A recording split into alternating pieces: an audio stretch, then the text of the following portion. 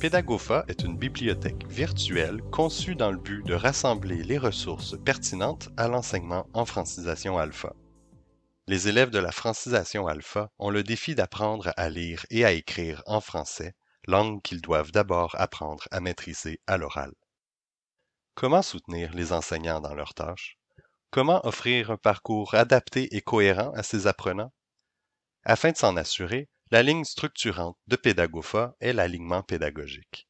L'ensemble du contenu a été organisé en fonction du programme guide Francisation Alpha du Centre de services scolaires de Montréal, lequel a été spécifiquement conçu pour cette population scolaire. Il s'agit d'un programme de français langue seconde s'appuyant sur une approche communicative pour l'oral et favorisant l'appropriation des connaissances et habiletés de base en lecture et en écriture. Vous pouvez le consulter en version intégrale dans le menu de droite du site en cliquant sur Programme guide Francisation Alpha. Chaque niveau comporte un volet oral et un volet écrit, et chacun de ces deux volets est organisé par tâche. Chacune des tâches comporte différentes composantes. Pedagopha est organisé de la même manière. Dans le menu central, vous trouverez les deux volets de chacun des niveaux. Prenons l'exemple du niveau 1. Pour l'oral, on aperçoit d'abord les cahiers, en version PDF comme en version doc, puis une page pour chacune des tâches du niveau qui comporte des audios et des ressources externes arrimées, produites notamment par des enseignantes et des enseignants du milieu. Pour le volet écrit, la structure est fort similaire. Il y a d'abord les cahiers, en version PDF comme en version doc, puis le matériel associé à chacune des tâches. On y trouve aussi des ressources arrimées générales pour le niveau. Un mot sur les cahiers.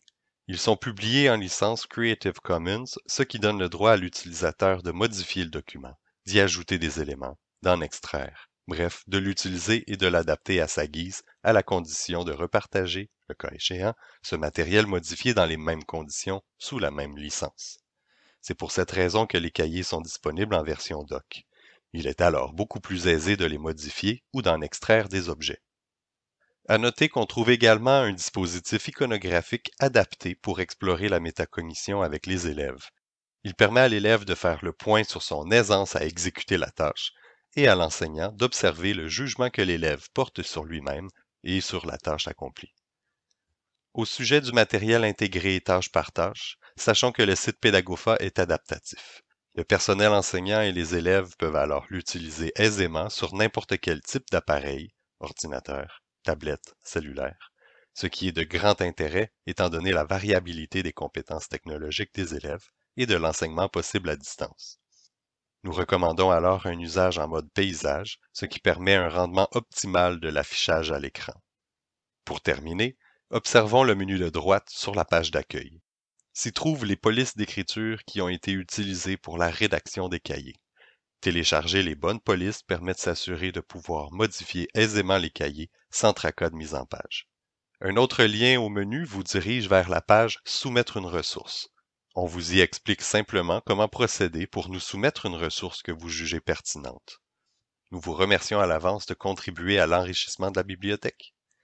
Finalement, il y a un lien vers le formulaire d'inscription à notre liste de diffusion, ce qui vous permet de demeurer informé des nouveautés. Bonne exploration!